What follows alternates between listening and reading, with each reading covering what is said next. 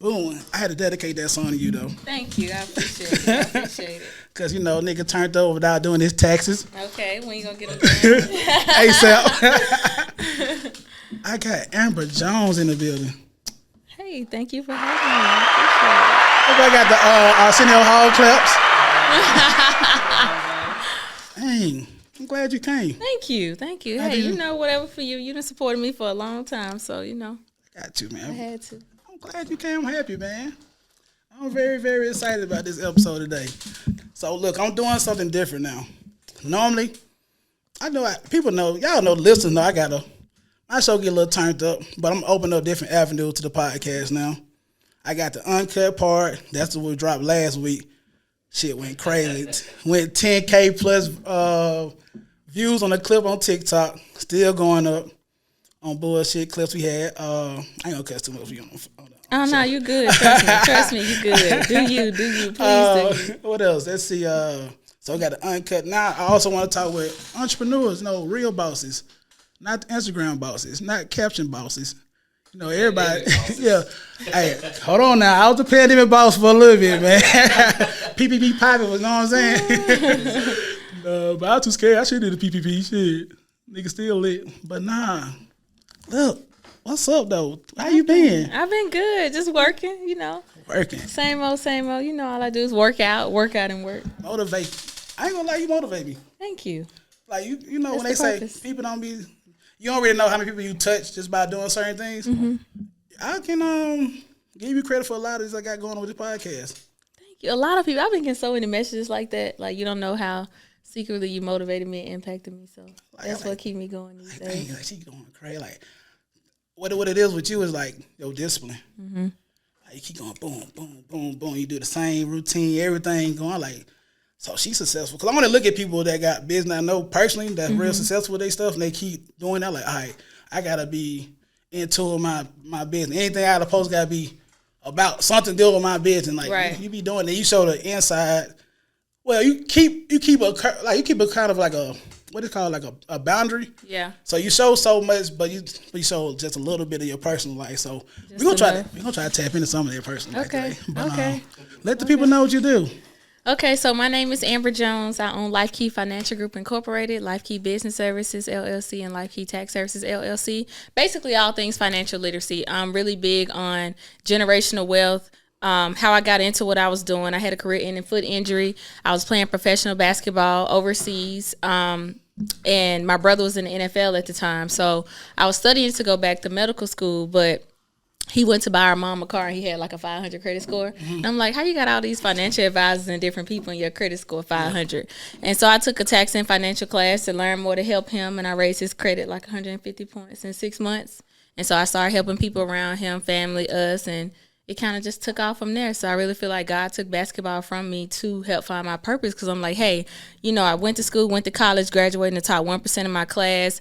Parents loved me to death, but no one taught me about credit. I'm like, how did no one teach me? So I realized if I didn't know, I can imagine how many other people didn't know. So, I realized that they don't teach us that in school. I feel like it's modern day slavery. Like, if no one taught my parents, how can I know? So how can we truly learn if people don't teach us? So that was the root and the foundation of my company. I truly do what I love, and God has really blessed me in return. I was going to ask you all that too in separate parts. You just killed it. I love that though. I love that though, because sometimes you go on the show, you got to pull stuff out of people, but nah, I like that though. So elevator pitch on. Nah, she fresh out the panel. You did one 2 days ago, right? Yeah. Mm-hmm. I be in your business. Oh my God, I be in your business. Hey, that's the only way we can progress forward. I be in your business. I watch all your interviews. Low key. But you say so now you do feel like this is your purpose. Because I know, like, with the basketball, if y'all don't know, I call her hoop star. She probably hate it, but I call her that because you've been calling me that for a long time, 10 years plus. Because she fire, and I'll put all my money in my bank account against any of you regular niggas out here for to play basketball. Like anything, I'll say all my money. I right now, you give them 20. You think so? I think so. When the last time you hoop? Like 4 years ago, but I did say I was about to start back hooping recently. It's like professionals that hoop now, and I've been back working out. I can't play at a high level with my foot, but I can, play here and there. And I just want to start back shooting around, a little something. All right. So I do want to take a little step back, because you did say you was a professional athlete and the foot injury. Like, I know when But certain things happen in like a life be lifing. How did you know the rebound from, like, did you think you ever rebound from that injury? Like, did you get stuck, like, I don't know what I'm going to do next? Like, cause sometimes, like, when I played football and that just came to a stop, I ain't know which way I was going to go. I kind of got depressed a little bit. Everybody around was doing other things. All the people I was playing ball with was elevating. I was stuck. Like, how did you cope with, like, trying to get over that injury? I know you love basketball. Right. I went through a real depression, and that's why right now I'm such an advocate for helping athletes and designing a mentorship program around helping athletes. I'm writing a book now called Life After Sports, because a lot of people don't realize it ain't just professional athletes. It's college and even high school. If you've been doing the same thing almost every day all your life and one day it just stopped, whether it's a game or not, that's a mental trauma. And a lot of us, we're in majors that, especially athletes, majors that you're not going to use and et cetera. So you look up one day and you like, you go to being something to nothing. Like, especially men that's like superstars at big schools like Alabama and football and things like that. You literally go from something to nothing overnight, and people don't talk about that. Only 1% of people actually make it. So it's a big mental drop off from a status standpoint, from a financial standpoint, just from a career standpoint. And a lot of people don't have a plan. So I went through a depression, and thank God, my brother was in the NFL at the time. I was staying with him a lot with my parents. I have a lot of people surrounded that love me, but it was still like a depression. Like, I felt like, what do? I did a lot of drinking. That's when I've never smoked before. That's when I started like smoking, just partying every day. And I always say that was the worst time of my life, because I almost had to get my foot amputated, but they end up saving it. But it was the best time too, because I got to, spend a lot of time with my family, friends. I felt like I didn't have a college experience because of basketball. So I just truly feel like God put us through things for a reason, and we may not understand that, but later we will. And so that's why I tell people that's going through something all the time, like, stay focused on your own line and focus on what your own lane and focus on what God is trying to tell you, because everybody has a story in a downtime. There's always a lesson. Because I think without the low tides, that's what you I can't call have it. the highs. Yeah, so like you gotta, and I just talked to my boy. We were just talking before we started. Like, man, you fight your hardest when you're back against the wall. Yep. And then once you find your hardest, you keep on just being disciplined, trying to get out that hole. It's like you turn into a whole nother monster. So like, it's kind of addictive for me. Like, I know, cause sometimes I put myself in a fucked up position, right? but I know I'm always bounce back. Always bounce back. But like, now I'm at the point I can't be putting myself in those positions. So I got to make sure that it can't be. Sometimes you can't bounce back. You might have to bounce, but it might take a longer time. And people don't understand the power of adversity.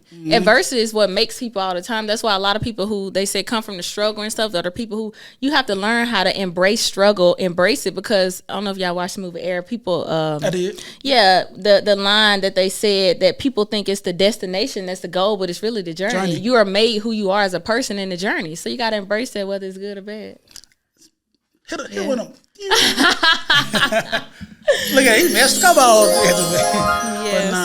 I do love the journey. I love the journey. I love the hustle. I saw that nigga off Paid in Full, but I love the hustle. Like, I love the journey, because I don't look at it as gonna happen next day. Boom, like with the podcasting. When I first started, I couldn't get nobody to listen. People starting to pick up now. It's been almost 3 years, but now it's trying to get that real track. People started seeing you doing it, but like, a lot of people gave up because it ain't turn out how they want to turn out, but you just got to keep going. And I feel like you did that with your business. Like, so you start out with your brother, then boom, next thing you know, whole business. Over 10,000 people later. The $1 million club, right? Yeah. Explain that. Can I get $1 million? No. Got invested. But basically, our software has what's called Millionaires Club Award. Basically, if you make $1 million through their software, it's called Credit Repair Cloud. They give you like a plaque. So I wasn't even really keeping up with it, and they just called me one day. It was like, hey, you made $1 million through our platform. And I'm like, no, but that's pretty amazing. So it's just good to see all the lives that was impacted, because that's why our industry, credit repair, has such a bad name, because it is very lucrative. So a lot of people get in it for money and not truly to help people. So I was just focused on helping people, and kind of worked out. And that's the truth. Trust me, your boy get the help. Yeah. So like, I got you right. But yeah, I like that, because it's not always about the money, and it's about consistency. Like you said with this podcast, I remember when you first started, and people don't understand. Like, it's like if you go to the gym one day for 9 hours and then don't work out for 2 months, what's that gonna do? But working out 20 minutes every single day, it has an effect. So it's not about doing one, it's consistency. Small steps over time turn into big wins. So a lot of people want to give up because 1 or 2. I know when my niece first started her TikToks, like a couple of views, I'm like, baby, you got to focus on the people that's focused on you. And the Bible says if you be faithful over few, God will make you rule over many. And that's just what happened and what I'm saying happened with you. So appreciate it. Yeah, keep going. I'm proud of you. I'm so proud of you. Thank you. Don't nobody tell me they proud of you no more, but my mama. Oh my God. Daddy. I love that. But no, so I like the journey though, because when you look back, you be like, dang, I made it through all this, now I got this to show for it. Did you ever think you have a whole business? I didn't. And how I got into business, I had a business partner initially before I branched off, and she was just like, hey, let's start a business. And I wasn't doing anything. And so she kind of dragged me into it, but I never thought I would be a business owner. I never thought of anything. Basketball was the only thing I love to do. I never even thought. I knew I wanted to go to medical school, but that was just for job security money. It ain't nothing about it. The only thing I love was basketball. So it's interesting. So I listened to Nipsey Hussle one time.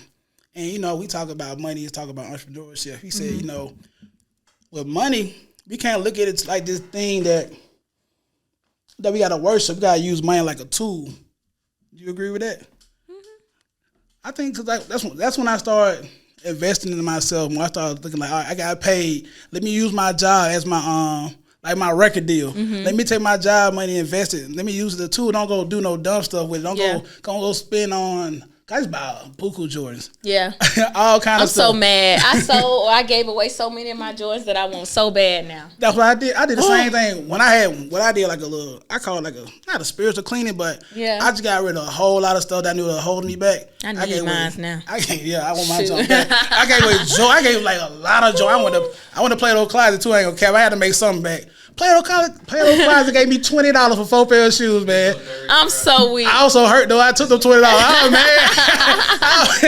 I was down, man. In the hood, you go bankrupt in the hood when you say your PS5, PS4, or your Jordans. Your Jordans, yep. Over with.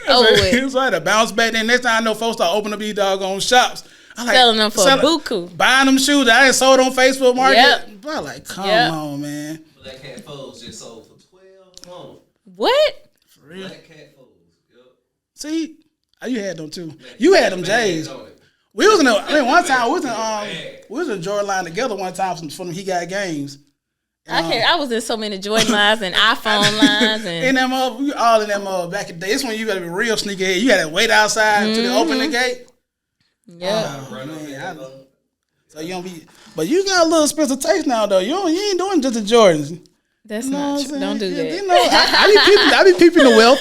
Oh, you're crazy. Yeah, I tell people all the time, different people value different things. I like shoes and purses. But what's crazy is when I first started my business and I was like fasting and stuff, I said that I wasn't gonna buy a purse until my company made 7 figures. I closed on my house and had an investment property. So I set a goal. And it was hard, but I just like to set discipline. I'm like, You did it too. I did it. You did it. It took me, a couple of years, but I did it. Nah, but you did it. I see the pictures of the crib. You did it. Yeah. Yeah. You got all white floors like Belly. You ever seen the movie Belly? I haven't. All right, when you watch Belly, you know. when it went back to DMX house, Bundy house, he had the all white floors.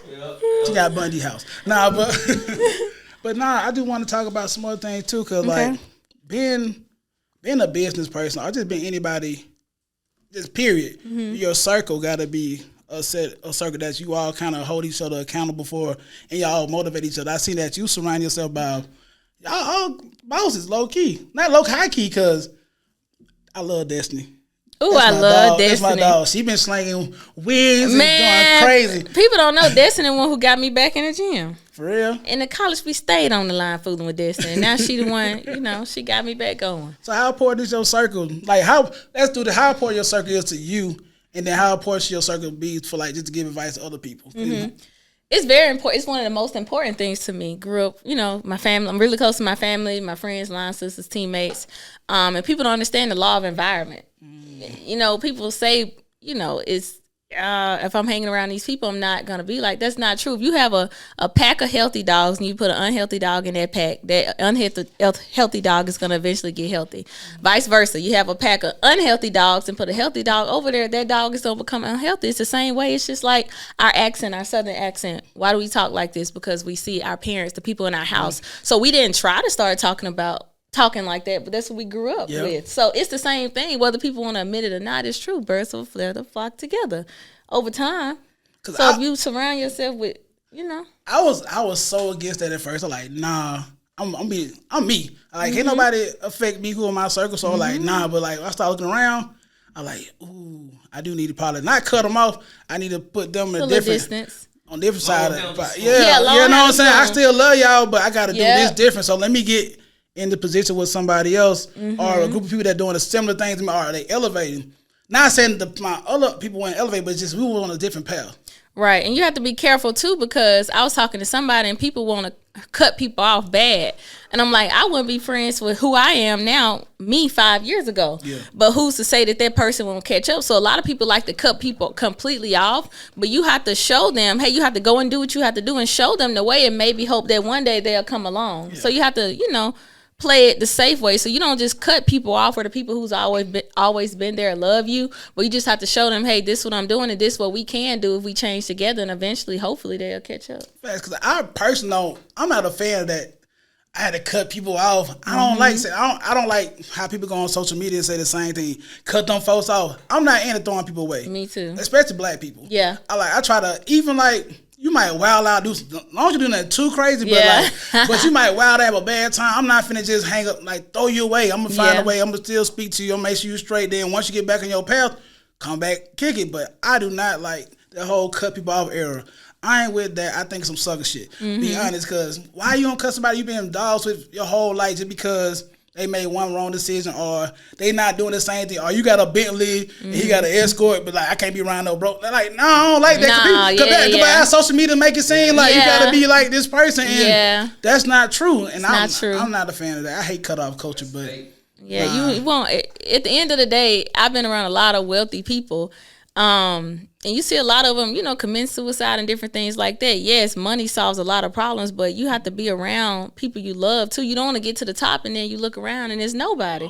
So the only way is to not saying give or, handicap people, but empower them to where they can, it feels good when all your people are growing together. You got a group of friends where you all growing together. Some people may outpass others, but eventually, if you look at the common denominator, everybody has progressed. Me and Destiny was just talking about that. One of my mentors, Eric Thomas, she was just talking about how I pulled her, and I'm like, I can't pull you in that capacity unless he pulled me, and the same thing with her pulling me working out. So everybody pull each other in different areas. I did want to ask you about that. How did you and ET connect? I ain't gonna lie, when I first found my boy out, I said, oh, I gotta listen to him. Then my other homeboy Pat, he was like, hey, you listen to ET? Like, yeah, I listen to ET. I got on the podcast right now. ET get you want to run through a wall, man. Yes. So how y'all end up linking up?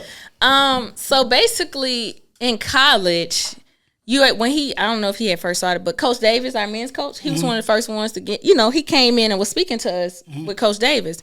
And so I used to be in there with Coach Davis and Mike Jr. a lot, and he used to come. Then when we was traveling somewhere, I think it was playing East Carolina, I met him in the airport, and he gave me the book, and he wrote in it, and I screenshot, and I wanted to show him. I should have sent it to him the other day, and it was in 2011. And so ever since then, that's when we had Twitter, and we was following each other on Twitter, and he'll hit me up like, how your game's been going, because I was talking to him about struggles I was having like on the court and different things like that. So how you lose touch, and I wasn't on Twitter as much anymore, so I went overseas and came back, and he was advertising a conference, the 1% Club conference in Dallas. It was 2018. So me and my friend Stormy went, and when we got there, I'm like, I know he ain't gonna remember me. That been like almost, 8-9 years ago. And so we was out there talking to CJ, and I was telling him, that. And so when we was in the conference getting ready to start, he walked in, he was like, where's Amber? Where's Amber? And I'm like, oh my God, he remembered me. He's like, how you been? What you been doing, girl? Etc. So that was it. So the next month is so crazy. Jessica was speaking at her nonprofit, and he was the headline speaker. And so he heard me speak before him. And he came up and he was like, I didn't know you was, doing all that. And I, like the way you speak on credit. I want you to speak to my church. And so he flew me out to Detroit, and I spoke to his church about credit and been helping him. And he kind of took me under his wing and has been mentoring me We're gonna do a lot of things together, partnerships. So I say all the time, like every day I wake up, like is this not is this real? But you know how you always look up to your idols and people that you, and you know, a lot of times when you meet people you always looked up to, they're not what they seem or what you would think. Like he's literally everything you can imagine. I tell people all the time, my growth and who people see is him. And so that's why environment is really important. So doing the calls with him and just having him in my life has really like changed me as a person in a dramatic way in a year or two. And so yeah, it's a blessing. And some days I be like, God, like, just thank you just to have somebody like that in my corner. Because you see what he do to people who he's never met. Yeah. So imagine if you had that relationship with him. Like, he's really the closest something to God. Like, he's literally everything you would think and more. It's crazy. When he texts me and calls me to this day, I still get a little, you know, like, you know. Man, I think E.T. for you, like, if I end up getting cool with Charlamagne. If I meet Charlamagne, yeah, and we get linked up, I'm gonna be like, little bro. That's It's But what's crazy is I'm meeting certain people that's connected to him. So like, I feel like it's only a matter of time for it happen. I don't know how it's gonna happen. It might not be. It might be me. I hope so. I hope so at the club. But it's gonna happen, man. I ain't gonna lie. Most stuff I say I'm gonna do, it don't happen. It may not happen. Boom, when I want to, but it happens. It's gonna happen when it's supposed to happen. It be freaking. You know what? I be telling people at that time thing, like too, man. Like sometimes people don't understand. You ain't ready. It don't be your time. People be want stuff, and that's what I feel like with wealth with me. Like God, you're not gonna get anything until you ready to handle it.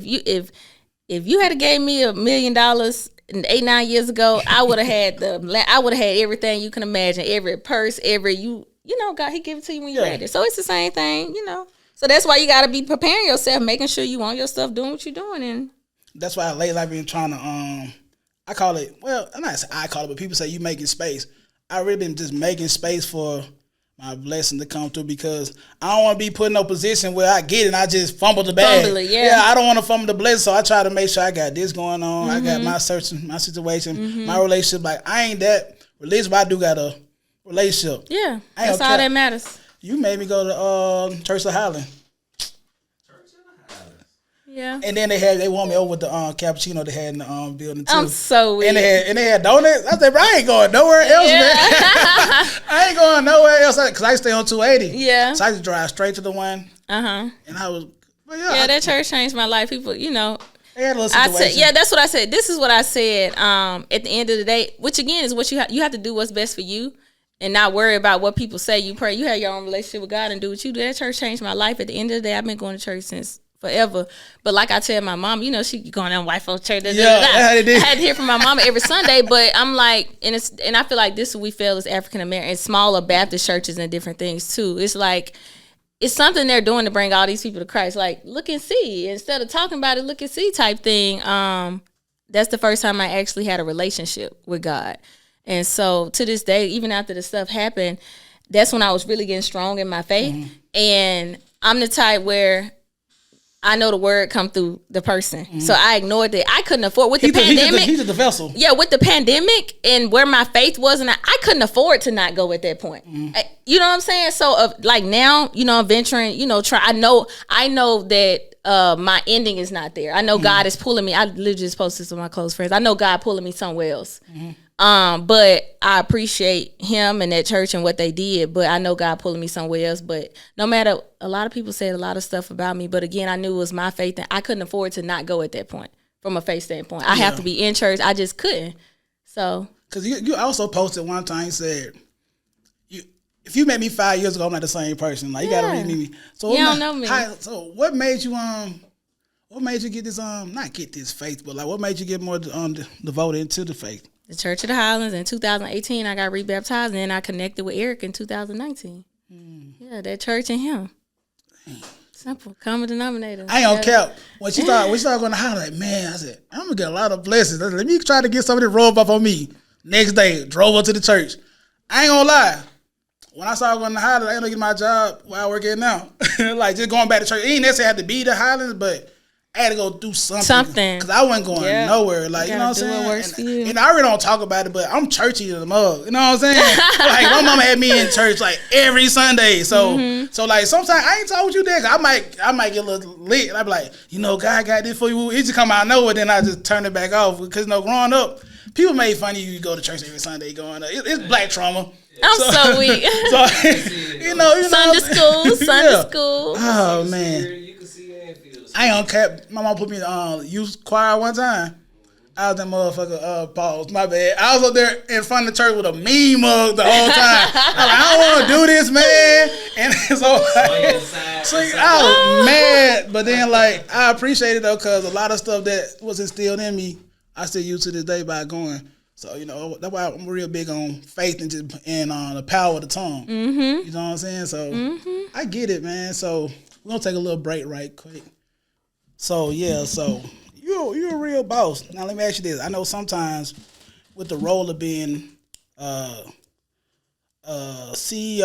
CFO, or anything when you just in charge, you're a supervisor or whatever, do you bring that mentality, like, to your personal life, though? Or do you know when to cut it off? I feel like I do because I don't have kids. I don't have a significant other, so it's not like nowhere I got to turn it off. So the people that is in my life that's personal, like nieces and people, like I'm still trying to help them. So I'm the person that is trying to help everybody progress and get better from a financial standpoint, from a personal standpoint. So they know, you know, everything.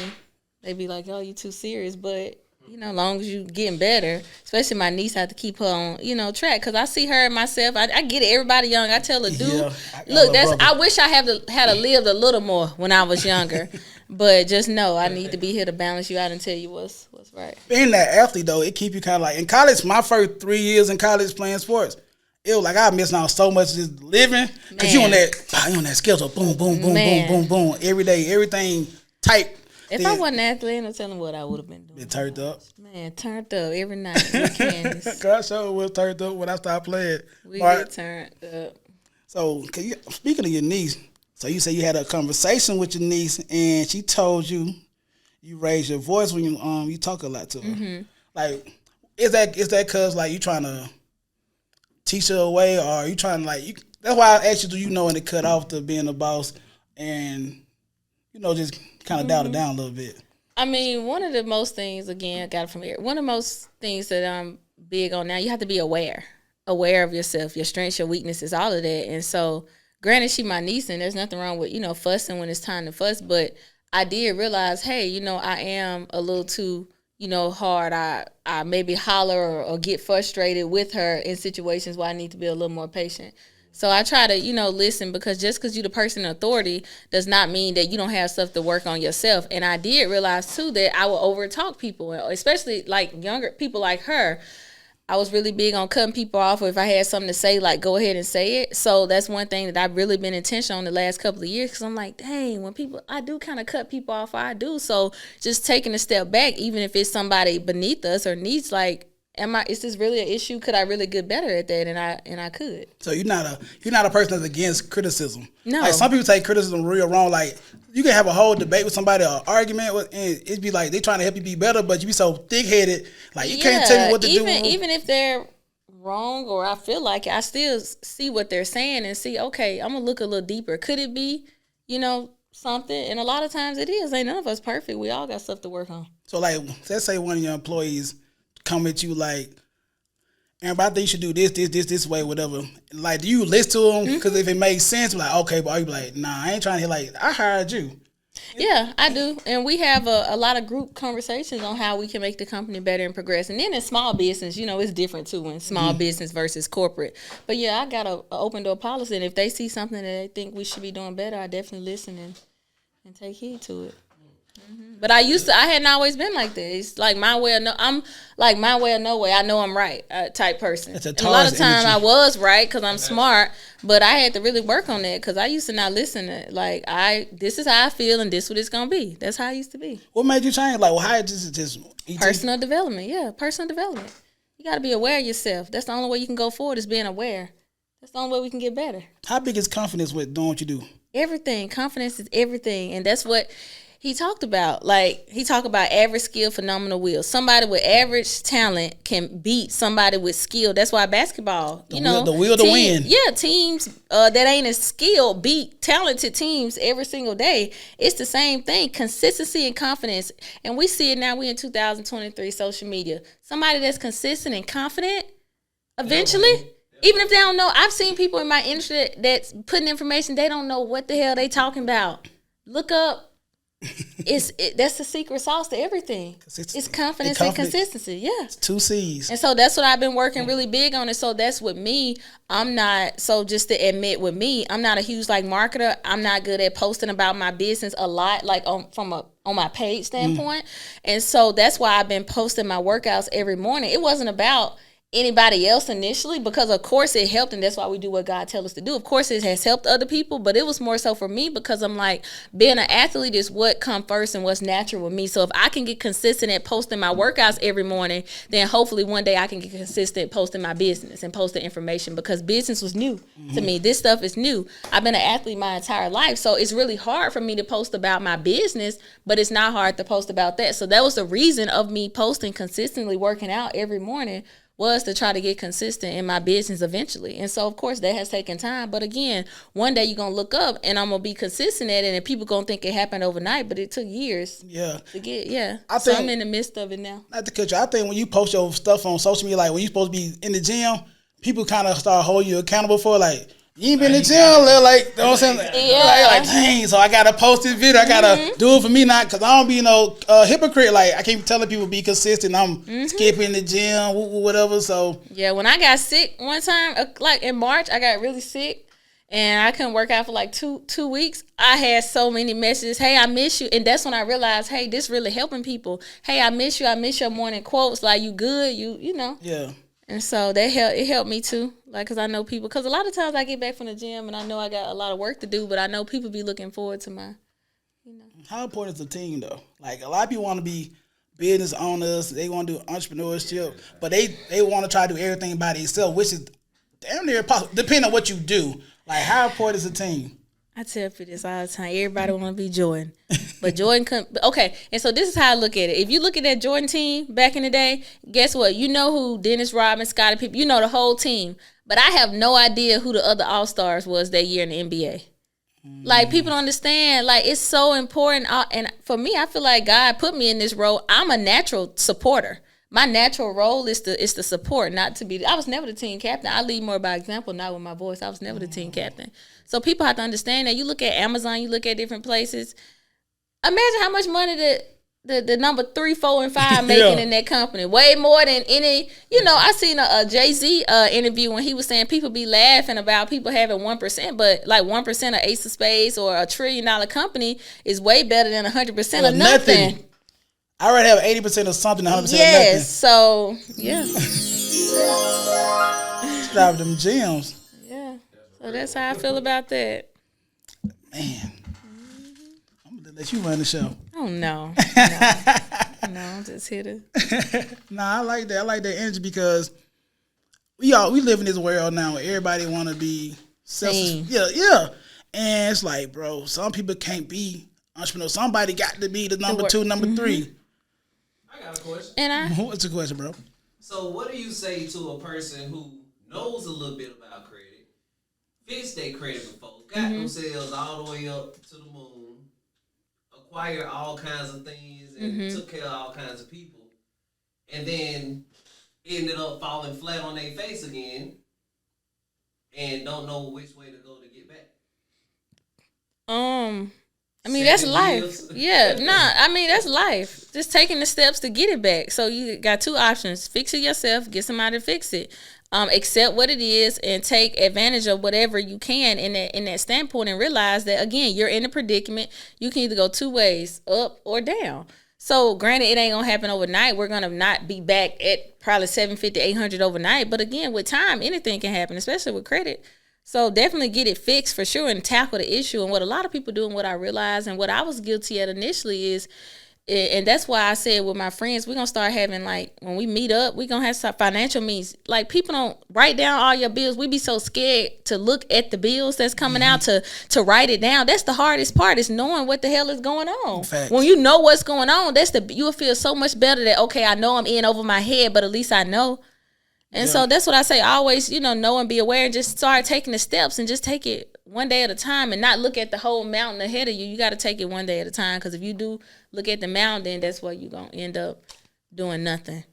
One step at a time. But yeah, that's life. You have your ups and downs. You're going to win, you're going to lose, you're going to get knocked back down, but keep going. 'Cause life be lifing. Life to everybody, whether people admit it or not, to everybody. So it's all about, it's not when you're going to get, it's not if you're going to get knocked down, it's when. And so when you had the right mentality and outlook at it, I was talking about death to one of my friends, because they were saying how good I handle death now, because I had a lot of people close to me in the last couple of years to die, versus how I used to handle it. And it's just about my outlook on life. Like, I accept God's plan. Even when something bad happens, I accept that this is God's plan. For whatever reason he had it happen. So we gotta keep living. When my goddaughter passed last year, when we got to the hospital, the doctor told me she wasn't gonna make it. And I asked God for the strength to help me be strong for Kayla, my friend, and the people there. And I didn't cry the entire time we was at the hospital them 2 days. And so I called Miss Retha, which is my first business coach. I'm like, it's weird because I haven't cried not one time. I was like, I feel kind of weird because I'm a crier. And she was like, did you hear what you said? You asked God for strength, and when he gave you strength, why you surprised? You know what I'm saying? So it's about how you look at stuff. Since we in that space, because like my grandma passed last year. I lost it, bro. Like, I couldn't do nothing, like, everything. Like, I already had some other stuff I was fighting. And then when that happened, because me and my grandma, we was super close. That was my partner. But, like, the same token, I cried. But, like, once everything settled down a little bit, I'm still grieving. But, like, Of course. I feel like I came back alive. Like, because now I seen, okay, this can really happen. Of course, I had homeboys that passed, but, like, my grandma, like, with the closest person I ever been to that passed away. I was like, oh, this really one time. Cause I went to see her the day before, she passed the next day. And I was like, all right, let me start taking everything serious. Like, you only gonna be here so long. So that's when I started coming back in. I can't do the podcast that next day. I did 2 of them back to back. I like, man.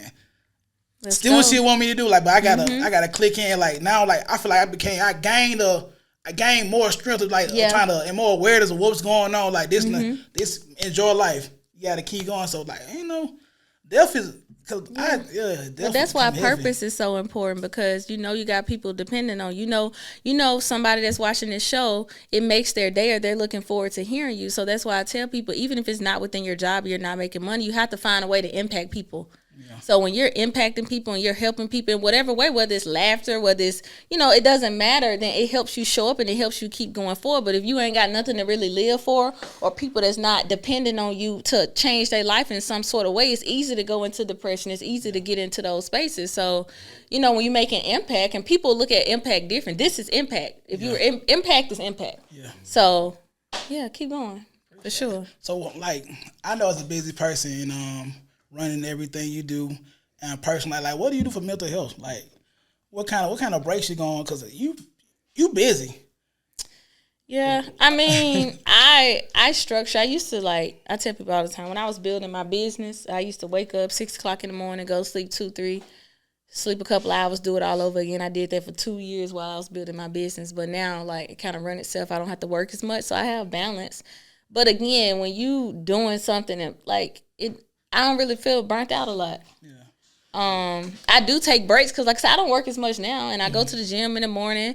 I don't have how people still have to, like, take their kids. So I feel like I have more time because I don't have any extra responsibilities outside of, so I get to sleep a lot, or I ain't got birthday parties and stuff to go to on the weekend. So I don't feel this pressure. Yeah. But let me ask you this. How do you feel about starting a family? Like, what's holding you back? Not holding you back. I don't like saying holding back because people ask me that dumb ass question all the time. But, like, how do you feel about that though? I do. I'm a lover girl for sure. Certified lover girl. I'm a certified lover girl. But I do feel like I said once I turned 30, I was gonna start dating. And I double tap that like too. Once you turn 30. but once I turned 30, it's like when I was praying, you know, I'm very good at praying to God now. In my prayer time initially, you know, just basic, but now I'm really good with going deep in it. And just every time I get to praying about a man, it just wasn't feeling right. So I just really feel like God got me on a mission right now, and I got a lot of people to help. And because I'm such a lover family person, I feel like it would be a distraction now, or something would give. And so my parents has been married 30 something years, and of course my mom be on me. She swear I'm gay or something because I ain't got no man and I ain't. But I just feel like life is long, and how faithful I am with God and how I help people, he ain't gonna leave me like that. So initially I was like, if I start reaching like high risk, I am getting my eggs froze. I was like, I just give me a donut and go on about my business. But the deeper I got into faith, I know the Bible created man for woman. So I know one day I'm gonna have a husband, and if that mean if I'm older, if I gotta adopt, like I really trust whatever God do. So I know one day he gonna give me a family, and so I ain't tripping. Just whenever he give it to me, I'm good. So I took the time. I got myself right. I go home happy every single day. My friends, most of my friends married. I don't feel away, like super happy for them. Like I truly embrace my role. And so me and Morgan Watford is my vice president in my company. So she's married. She's pregnant now with her second child. And we talk about that all the time. She don't want the responsibility of me. You know what I'm saying? So she get to be my second hand, tend to her family, and et cetera. So people, you have to pick and choose. Like people want to be entrepreneurs so bad, but they don't understand the difficulties that come with it. So y'all know what y'all really want. They like the sexy outlook. Like, yeah. it look like this. Y'all I talking about y'all don't want to be an entrepreneur to work your own hours. You go from working 8 hours a day to 24. People don't understand that. So I really embrace the where I'm at, and we talk about that all the time. It's balanced. She got a family. She do, you know, and I do this. So that's how I feel about it. I know it's gonna come. I know God ain't gonna leave me like that. And I'm patient. I'm 30. I just turned 32. Like life is really long. Life is long. I get it bad, but not because I'm the only. Shit, damn. Think about it. I'm just All like my you. friends, yeah, it's all like my friends, I'm no yeah. like here. So we in good company, you know. So, we lit, You know? But I get the bad rep because you know. What you be doing? What you be doing? I roll a little different. I'm so weak. I got a wild life sometimes. Bro. So like, Hey, I used to have one. they be like, are you going to DJ house? What? I said, man, don't tell no folks you with me because I don't get invited no family functions no more, bro.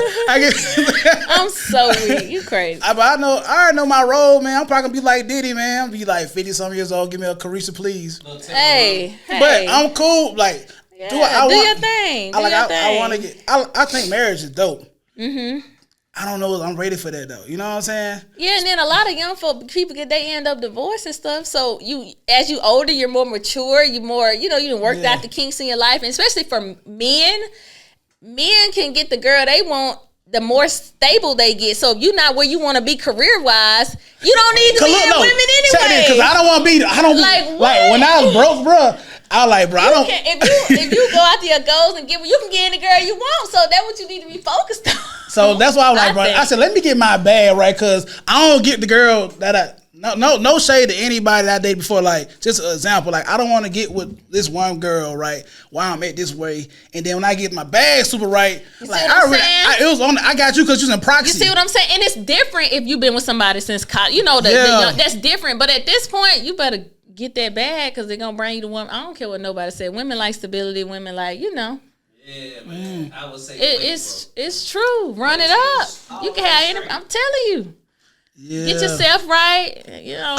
All my business, like my homeboys back home that do business, whatever. I got a homeboy do a podcast. Hardly Initiated. My boy Ryan. Ryan a year younger than me. We graduated the same time. He's a genius. Okay, is that the podcast about the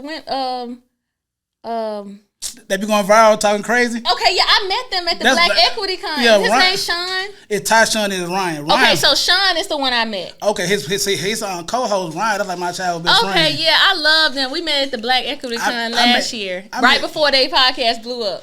Man, so look, I was there. Like I was with Ryan. Like they had on that shirt there that said Alpha Energy, Alpha something. They probably had something about women. I forgot what it said. Man, ain't no they be wild now. Yeah, but he cool. So like, I actually met Ty at the podcast festival in April. But I already knew Ryan.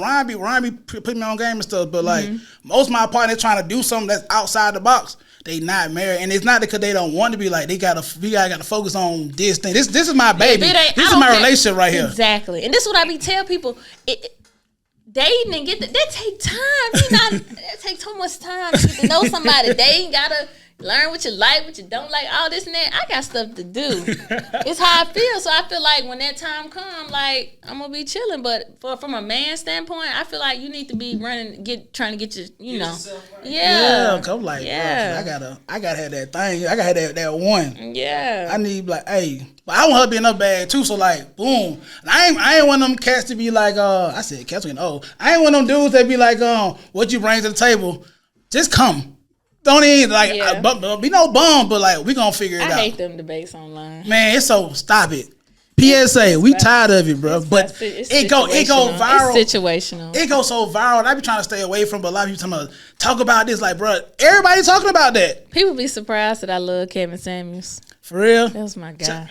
I don't care what nobody say. Yeah, to each his own. I think it depends on where you at when it comes to Kevin. But like everything he was saying wasn't wrong.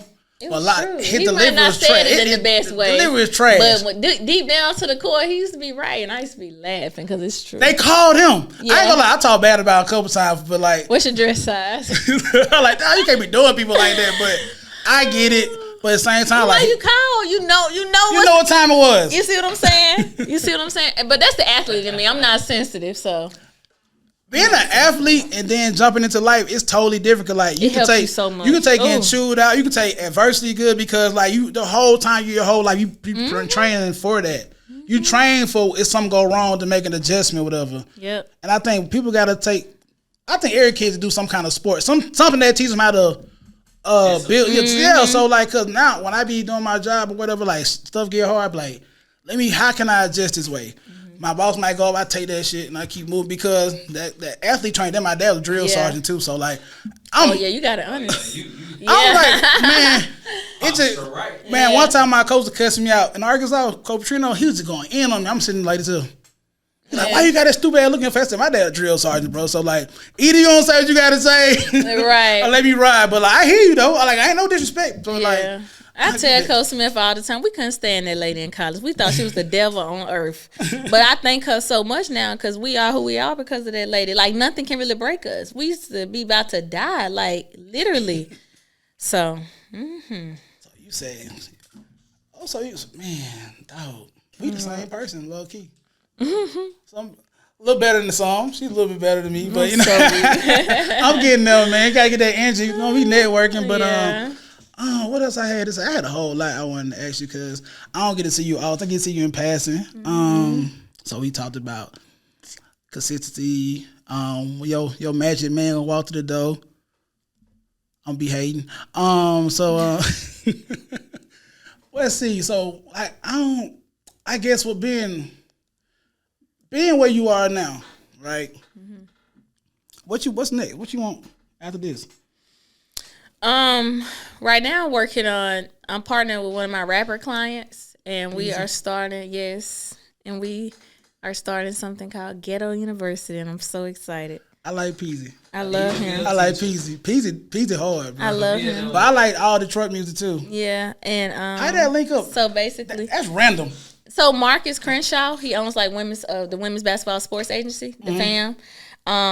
Of course, we was basketball friends, and he's from Detroit. He know Peasy, and so he called me one day last year. So this is why I talk about like purpose and helping people, because at this point, this one I had just hired our company. Like I wasn't doing the consultations or the calls in my company anymore, and I was just talking about how for whatever reason I was feeling empty. And I didn't know why then, but later I realized because I get fulfilled talking to people. So me doing the consultations on the phone, helping the person, I was helping them. Like that gave me fulfillment. And when I had to step out of that role to grow the company and do every day, I was feeling like uneasy, and that's why. And so at that point, like I don't do any consultation. You have to pay to talk to me now. And Marcus called and was like, "Hey, I'm here with Peasy." I didn't know who he was. And he was like, "I need you to help him. He ain't got this. And I'm like, I ain't doing nobody one-on-one. He's like, "I'm telling you, I need you to, do this for me." I'm like, okay, for you. Okay. And so when we got to talking, I fell in love with him and what I realized is, with rappers and a lot of them. And so, I focus on athletes and stuff, but I realized I love working with entertainers and rappers because I realized us athletes, we've been coached and our hand been held all our life. It's like pulling teeth, you know, dealing with athletes, but it's like they've been hustlers all their life. They real business owners. They just, you know, didn't know how to get it together. So he do everything I say. Very smart guy. And he said, Amber, I knew I need to do something. I just didn't know how. I knew I needed help. I just didn't know how. And so from that day on, that's how my high priority program got started. And yeah, I do everything for him, even stuff that's not in our program. Yeah, I realized he didn't have it, and he's such a great guy. I had to help him. And so my birthday was coming up. I woke up out my sleep one day, and I had, because his nickname Big Ghetto. Yeah. And he always said he wanted to help upcoming artists and, you know, help people. He's a big helper. And so he had asked me, like, what I wanted for my birthday. And I'm like, you know, I don't know. Let me think about it. Yeah. And so I called him. I was like, I know what I want. I want you to be my business partner, and I got this idea. Ghetto University, and he love it. And so that's dope. That's what we about to do. Peasy hard though. I've been listening to Peasy like for years. I listen to Peasy, I listen on Ice Wave Vezo. So like I said, no, she was my boy. I like that was he's hard. He's such though. a great dude. Man, he is. I like that for you. Thank you. And that's so that's when I'm moving into like mentoring, coaching, and so we'll see where I be in that program when this pop off. So I'm be pulling up. I already got my I'm in Ghetto University up in there somewhere, but it's gonna be lit. Dang, man. So that's what's new. That's what I'm working on now currently. That, and then just, you know, working with Eric, just figuring out what I'm gonna do from a speaking standpoint, a coaching standpoint. How you like speaking engagement? Like, that's something you enjoy doing? Like, do you get nervous? I was the type where before I played any basketball game from when I was 5, even if I knew I was gonna win by 100, I used to have to go to the bathroom and use it literally before every game. I just always been that type, and so what I learned is you are who you are. You was born who you are. I'm a naturally nervous person. Like before I do anything, that's just who I am. But it's like the tip off, then you be straight. Yeah. But I've just learned to accept that that's just. I feel like if you don't get nervous about doing something that you love, you don't care about it. Ain't no passion behind it. Like, because you don't care. Like, you wouldn't be nervous. You don't care. You just go out there to do whatever. You know what I'm saying? Some people, and a lot of that come with confidence too. So now when I speak or when I got to do something, it's a lot easier. Don't get me wrong. Like, even coming here, like, I was thinking about it a little, but it ain't, you know what I'm saying? So, and I had to speak the other night, so it's a lot easier now. And that comes with confidence and consistency. So I don't want to be just a speaker, but I know God put me in position to speak and teach people. So I'm just not a speaker, but I do speak. Cause I never thought I'd be doing podcasting. Me either. When you first hit me up, I'm like, huh? I ain't think I like, bro. And look at you running your mouth. I love. But I talk a lot though, bro. I talk about people know, but like, I ever heard him say, "What Hoop Star? What's up, Hoop Star?" I keep the move because like I be, you know, I don't like being people way. So I like, cause people got stuff to do. I'm like, let me speak and go on, keep going. But yeah, man, you know, it's my little. I'm really proud of you. Thank you, man. See, I used to go watching Big Tick in the Basement. Ricky Lake, Jerry Murray. Like, I always want to do something in entertainment. Like, try rapping. I was trash. You know, every athlete try to rap, like, that shit not working. I can't rap what I want to rap about, so like, nah, I can't do that. So, when I found out about podcasts, I'm like, boom. Yeah, perfect. Like, I can do this. Like, I'm slick, funny, you know what I'm saying? And I can hold a conversation. And I know I make people feel comfortable. Facts. So, like, let me tap into this. And then, boom, I found somebody. Then the studio I had, when I first started talking, he was like, man, this is good. I like, for real? Boom, we worked together and he ended up doing some more stuff. And I found them. I like, boom, I need to come record here. Then they've been helping me get better. Since. And we lit. Wow, divine timing. Like you said, some things gonna work out. Like, I never would thought. And I can't do no podcast in Birmingham. Like, nobody got a studio. Then my boy Hootie like, we got a studio, we making this whole type studio coming away. So I ain't record for like a couple months. So when they open them motherfucker, I'm like the second person. Maybe I'm the first person. You was actually the first person, bro. Man, I can't wait. I can't wait to see how this ends. I can't wait to see how this ends. For real, y'all when you open for real? Nah. I just had so much faith in people. Like, if I see you got something going on, I try to. I'm invested in, like, when she started being like, boom. Wow. I trust her. I'm gonna just Amber, my shit fucked up here. Do this. I knew she gonna make it happen. I knew she gonna fuss it, but she made it happen. When I seen y'all at the party, like, man, look, I ain't no dead from Mechanic Pain. Just met him, but I knew the other people. I knew Hootie, on their business owner. I like him and on stock. Yeah. And all of them, I knew those two people. I ain't know stock. I knew stock in passing, but like when I got around them, it like we became family. So like, bang, like nigga, Dang, I love hearing stuff like that. Atlanta was enough of a Yeah, connection. Yeah. Yeah. and I like, Wow. bro, I just gotta make this. I just gotta make this pop. Yeah. And then shoot, I got in a magazine clip one time. Like, nigga, wait, somebody referred me for a magazine. Like niggas fucking with my shit. Yeah. Then I made a chart like on the bottom. Like, so like people tune in, like they listening. So It's power in the just, voice. So I'm just going because like I'm a talker amongst my people. Like I know I grew up in the South Side. Like you don't just talk to niggas like you don't know. You say hey, you keep that shit moving with your people. You know. And people tell me that all the time. That's why a lot of people was hesitant to come to me. So many people thought I was mean and stuck up because I only talk to the people around me for real. Yeah. This is me now. You gotta see it when she don't know you, when she had a little look on her face. That's what people say, But that's why I said it's just law of environment. If you hadn't read John Maxwell, The 15 Laws of Growth, you got to read it. It's so important. And the first one, we were just talking about was pain. So the law of pain, they gave the story of the 9/11.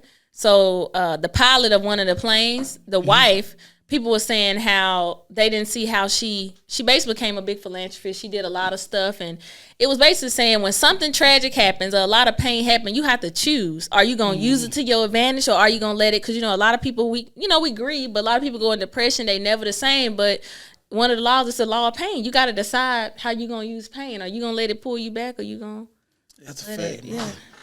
Yeah, that's a good book, though. It's the law of pain, the law of environment. It's one of them. It's awesome. That's gonna be a clip, man. Yeah. I would love to keep you all day, but I know I can't though. But like, I do want, because your business is financial literacy and helping people get better. And this is bad therapy with the bad therapist. So give me 3 bad things that people do with credit that they gotta stop doing. That you see most common you gotta fix. Yeah, number 1, look at credit as if it's money, because it's not. You have to leverage credit. So if you don't have a plan to leverage credit, don't use it. Just get it to have it. That's hard. 2, people don't realize that payment history is the biggest part. So people will miss a payment on a $20 credit card, and that keep us from getting that'll keep from getting a $200,000 house, because it's about trust.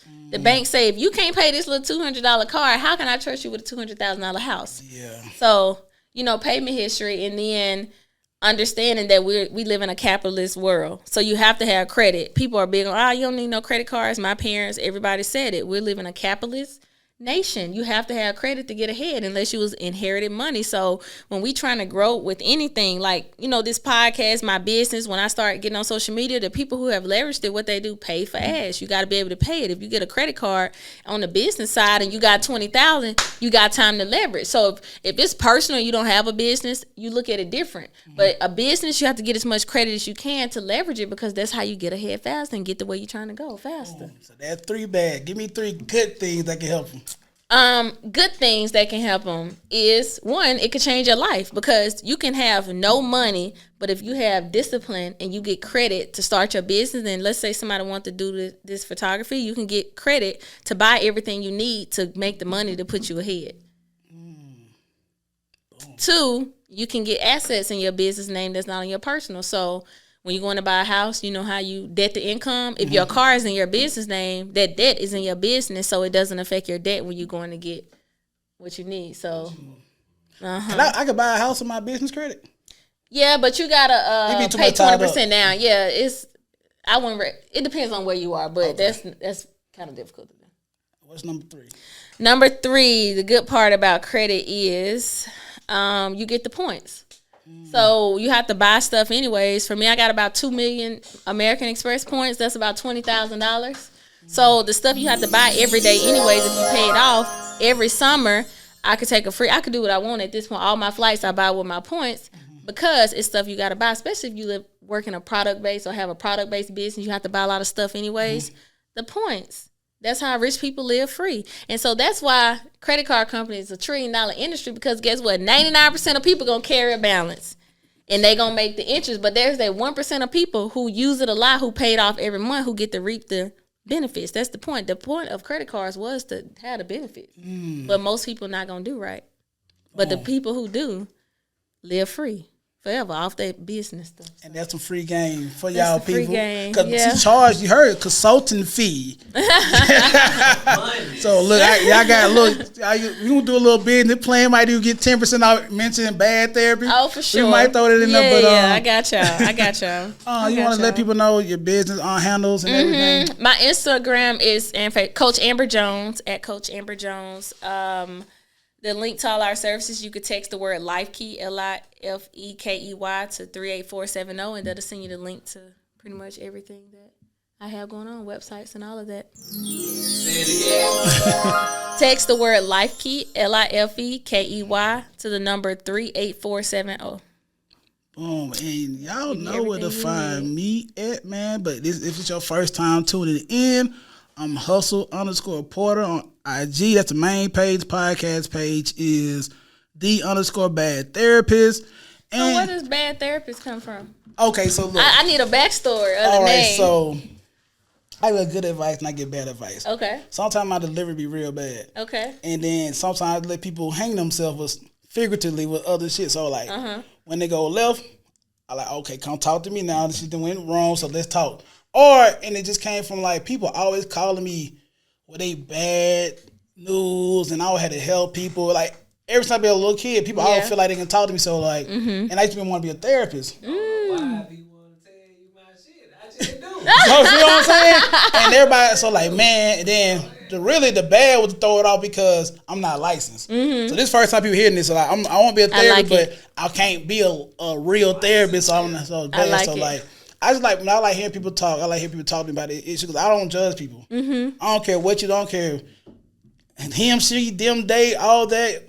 Alphabet community, I don't disrespect. Relatable, right. Like, come talk to me. If you got a problem, I don't care. Or no, just my friend, family. I don't discriminate nothing. So like, and like, so just holler at me. You got a problem? I can know you for 20 minutes. You gonna talk to me? I'm not gonna judge you. Whatever your situation is. So like, let me use my platform because these phone call conversations turn into this podcast. So like, man, somehow I'm gonna flip it bad therapy with the bad therapy. So like, Awesome. boom. I love it. Look, I love it. I can't wait to see it. Yeah. And then Don't lie, though. I be wondering like. everybody do that. 'Cause, Yeah. Yeah. And like, I'm a solid dude, but like, I don't need, I don't fool too many people. Like, I like who I like. I communicate with, but like, I ain't doing no weird shit. And then, so, I'm a cool nigga. So, you all come talk to me. This shit gonna get bigger than life. I love it. And then, follow me on TikTok too, cause TikTok people I love. hadn't even got on the TikTok. Man, my TikTok is Hustle Porter, man. We just did we did 11K on the clip today. Really? I be going crazy on TikTok. On the Tiki? Yeah, Instagram be hating. But we don't get it right, man. But subscribe to the YouTube page, Same Handle Bad Therapy with the Bad Therapist. We be back next week. I'm coming every week with these episodes now, man. With the Content Factory, the No. 1 studio in Birmingham. No disrespect, but it just is what it is. We got camera, we got multiple rooms, we got Let's picture go. taking, and we lit, man. We out. Peace.